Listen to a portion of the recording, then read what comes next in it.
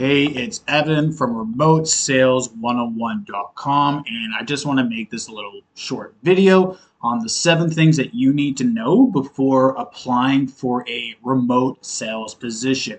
I get this question asked all the time in our Remote Sales 101 school community. You could check it out here. We just started a few weeks ago, but we're already getting a lot of questions in here, mainly on what to know before applying for a remote sales role and whether to know it's a scam or whether or not to know if the offer is even legit or not, or if you're going to be wasting your time. And I'm hoping that this video will not be wasting your time so that you know exactly what to look out for your first ever remote sales gig, if this is your first time doing it, or if you're looking for a new opportunity and a new gig or a new part-time gig as well. So let's get started. So number 1, and let me just write out each of these. So business, easy to find on post/socials. So when you see a job forum or a job post, either on Facebook, on school, or on LinkedIn, you want to make sure that the business is easy to find on that post. So there's a website involved there, or they have an actual business email, not like a Gmail, but an actual like at remotesales101.com, like my email, Evan at remotesales101.com, an actual legitimate business email as well too. That shows a proof of concept as well, and that they're easy to find on social media, or that the social media post is linked on there as well too. So that's where you know that the business, if they're hiding any of this information, just know that it's a scam. They're time wasting. You should be able to easily find them. And if they don't volunteer that information, either whoever posted the offer or the business owner, if they don't show this at all, even after you've asked for it, just move on to another offer. You're just don't waste your time. Now, number 2, actual post. Number 2 is that the job title or the post that they made either on Facebook, on school, LinkedIn, make sure that it's punctual. There isn't many spelling errors, because that's going to be a reflection of the business. And if they are, it's literally just a bare minimum to get spell check and to plug in a post into ChatGPT if you want to be able to do that. And to get the punctuality correct, it's literally a bare minimum. If there's spelling errors in there, just know that they don't really, they're not probably thinking very highly of that position as well too. They're just trying to fill a quota. They're not really serious as well, probably, if they can't even care, if they don't even care about their punctuality on their post either. So that's something just to kind of look out for as well. That's something a bit more advanced that I teach my students too. So number 3 is the top earner is included.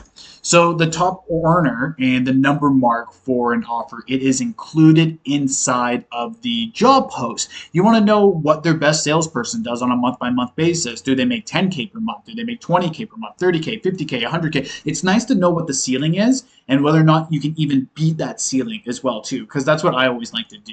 And what I always like to see in opportunity and job posts is to know what the top earner is making, and I want to know what I'm able to hit, because if the top earner is only making 5K per month and they're working 60 hours a week, it's not so much of a great offer. Or if the top earner is working 30 hours a week and they're making 50K in commissions every single month, that is something that should be noted and people would be very interested in as well too, that they stuck around at least for a long time as well, because that is going to be number 4 on here, is longest sales member is included. This is something that I stress with, and something that I always looked for when I was looking for remote sales gigs, is how long their current sales member that's been there, how long have they been there for? Like, have they been there for 6 months, a year, 18 months, 2 years? I don't want you to go on to an offer that there's going to be a high amount of churn in there. You want to make sure that at least someone's been there for at least around 16 months or so, 16 to 18 months, because then you know that it's worth their time and they're staying on that offer because the bills are being paid. People wouldn't stick around for more than 3 months if the bills aren't being paid. So if there's a high churn rate, or if the longest sales team member that is on the offer that you're looking for, if they haven't been there for at least a minimum of 12 to 18 months, just literally run for the hills as well. So now let's jump to number 5. This one is mainly for high ticket remote sales if you're doing setting or closing, and that's the list of offer prices. You want to know where you're selling. Is it 2K? Is it 6K? Is it 10K? Is it done for you at 20K? All that sort of fun stuff. And it's going to be able to help you so much more too in where to focus on as well. And hopefully that they list the commissions and what you're making as well on there too. But the commissions, that's it. Like I was going to include that in here, but you should know that like they should include 10%, 15%, 5%, 20%. You should be able to see that on the post anyway. So it's not really something to know before applying. You should actually, that should just be common sense that should be on there. So let's jump to number 6. So max 2 to 3 offers that the company does. This is mostly for the high ticket space as well too. You want to make sure that there isn't an abundance on offers. So 2 offers, for example, one can be a done for you service and one's a done with you service. So one might be an info product for the done with you. One of the services for the done for you could be a little bit more of a higher price tag. It's good to know how many of those offers you're going to do if there's 2 done. Like for my client that I previously worked with for about 3 years, he had 2 done with you services, so 2 info product services and 1 done for you service. That's kind of the max that I think that anyone should kind of have on their plate as a remote closer and even as a remote setter as well too. So making sure it's max 2 to 3 offers as well. If there's anything more than that, then it's going to start confusing you. The business owner is probably confused as well too. So that's what you should be looking out for as well. And then lastly, number 7,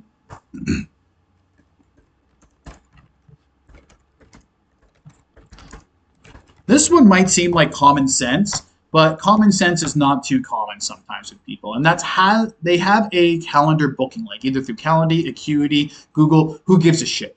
If they're just saying like, oh yeah, like here's my number, or oh yeah, like let's just hop on to Zoom, hopefully at the same time, you want to be able to see their proof of concept in development. And if they're able to hire you in a very efficient way, imagine what they're like with their clients as well after they pay too. If it's a very smooth onboarding process for any new staff, imagine what it's going to be like for their customers. Now, imagine it as the opposite. If it's a really crappy system of just trying to get on a call or Zoom or Google Meet, doesn't really matter what kind of platform that you're staying on. You could be doing a fucking a Skype for all I care. It doesn't even matter.